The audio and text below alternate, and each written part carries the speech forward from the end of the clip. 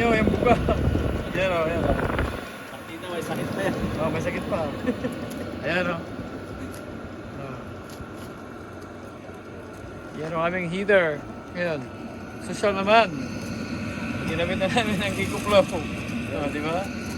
Yan o. Saka yan o. Hose.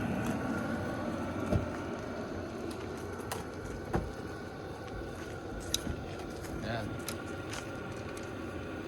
Mamaya ilalagay namin ito doon sa tent doon, sa loob. Yan. Meron din siya kasabang remote. Yan o. Remote control, ayan. Di ba? Ayos ba? Tahimik pa ngayon, wala pang masyadong tao ngayon, no?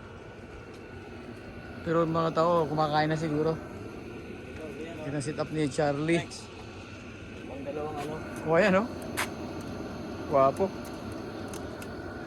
O, ayan. Ang dalawang butas. Ang dalawa. Isa sa sakya mo, isa sa akin. Di ba? Pero mainit na sa loob ng kutsi pag sinara mo na. Oo. Mainit na, mainit na. Ayun ito. Mainit siya. Pwede yung pagpaan mo. Ayos. Meron sa mga area ito.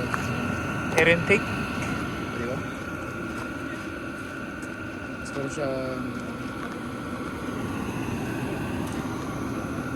Ano siya, oh?